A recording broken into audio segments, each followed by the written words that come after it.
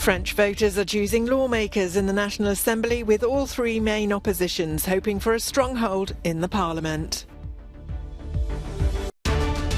Ukrainian forces continue to fight back against the Russian invasion, but the human cost has been high.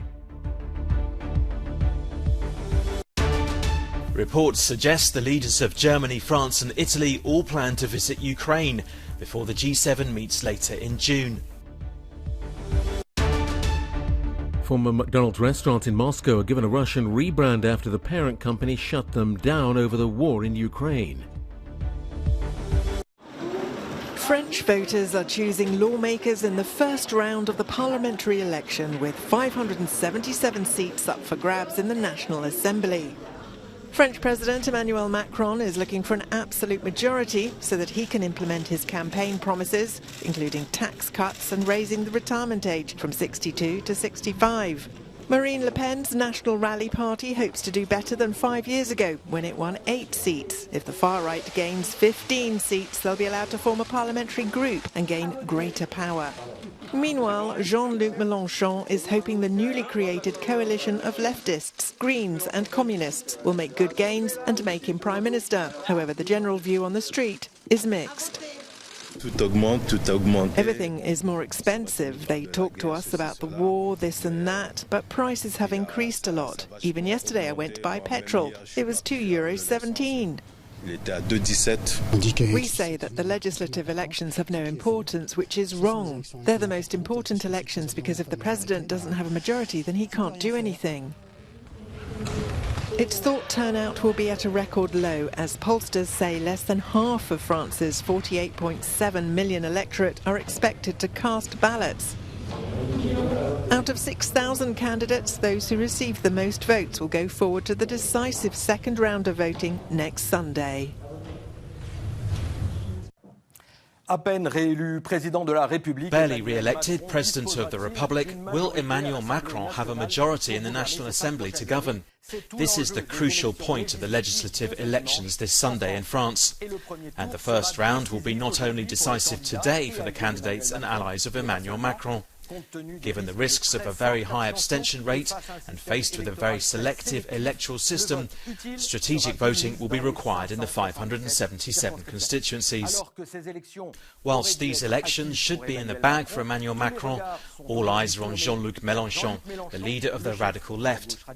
Despite his third defeat in the presidential election, Jean-Luc Mélenchon managed in a few weeks to monopolise everyone's attention by succeeding in an unthinkable bet, uniting the left-wing parties and including the Socialist Party under his name to present common candidates together. It remains to be seen whether Jean-Luc Mélenchon can win.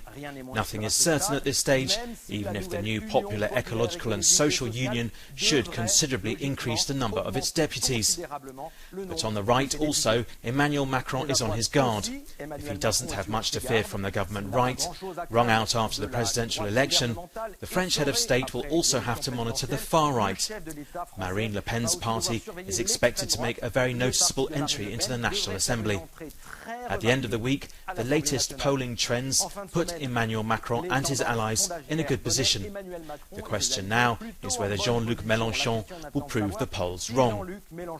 This would be a veritable political earthquake in France, but also throughout the European Union. Christophe Garrache, à Lyon, pour Euronews. Ukraine is still managing to hold on to the Azot chemical plant in Severodonetsk, where hundreds of people are sheltering. Officials suggest around 800 civilians are holding out in bomb shelters under the plant. Meanwhile, as cars and military vehicles carry flags of Russia and the Luhansk People's Republic, the de facto authorities admit they don't have control of the whole city. Severodonetsk is not completely 100% liberated, he says. The Ukrainian military servicemen of the Ukrainian Nationalist Battalion still remain in the industrial area of the Azot plant from where they're shelling the city. So it's impossible to call the situation calm in Severodonetsk or to say it's completely ours, that we can go there and organize restoration works. Some 10,000 Ukrainian soldiers are thought to have died since the Russians invaded, around 100 every day. Although the figures are approximate, it's the first time Kiev has given the death toll. But Ukrainian artillery units are continuing to fight back on Russian positions with whatever weapons they have, including Grad multiple rocket launchers.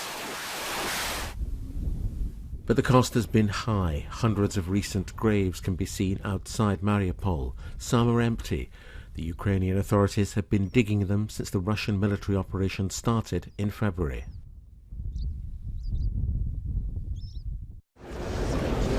The German newspaper Bild am Sonntag reported on Sunday that Chancellor Olaf Scholz, French President Emmanuel Macron and Italian Prime Minister Mario Draghi will all visit Ukraine before the G7 meets at the end of June. But none of the leaders have yet confirmed that the visit will go ahead. Meanwhile, Ukraine's President Volodymyr Zelensky continues to argue that Ukraine should be allowed to join the EU. I am sure that we will soon receive an answer on the status of a candidate for Ukraine, he said.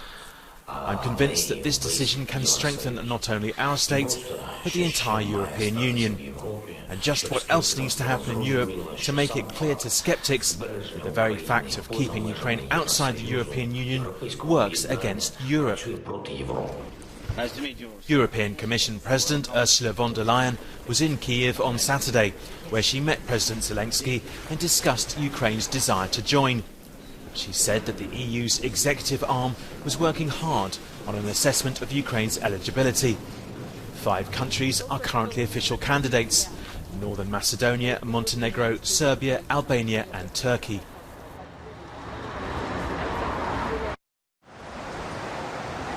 What used to be McDonald's restaurants in Moscow opened their doors again on Sunday under new Russian ownership and a new name, Vkusnoye Toshka, which translates as tasty and that's it. 15 rebranded restaurants opened around the capital after the burger giant withdrew its operation over Russia's invasion of Ukraine. Some products will no longer be on our menu, such as Big Mac and McFlurry.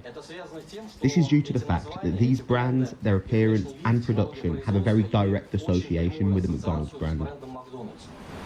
I want to promise that in the very near future we'll have a worthy replacement for these products, which I'm sure our consumers will like. Vkusnoye Toshka branches will keep their old McDonald's interior but will remove any references to its old name. Owners of the chain say their aim was to keep people in work. The company currently employs 51,000 people.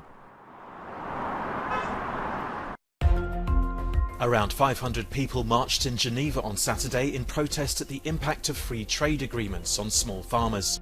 The city is about to host a World Trade Organization meeting where global food security will be high on the agenda. The WTO backs the free trade agreements, but the protesters say they're destructive and actually contribute to food insecurity. Farmers are angry in the Netherlands over plans for tougher measures to drastically reduce emissions of nitrogen oxides. The Dutch government unveiled its goals on Friday to mandate reductions of up to 70% in many places and as high as 95% in others to protect nature. The cabinet says it's an unavoidable transition. We have to emit so much less nitrogen, and unfortunately the agricultural sector emits a lot of nitrogen. They have done an awful lot to emit less, but unfortunately that is not enough. However, it'll lead to major upheavals in the country's multi-billion euro agricultural industry. The small, densely populated country of 17.5 million has a large animal population. And the Netherlands is the second largest agricultural exporter in the world after the United States. Our members say it's enough, the limit has been reached. That means we will prepare appropriate actions to make clear in a dignified way that these plans are not acceptable. Sustainability, relocation or termination are the options that farmers are faced with, for which €24.3 billion in subsidies is available. The nitrogen plan must lead to a 50% reduction in total nitrogen emissions by 2030.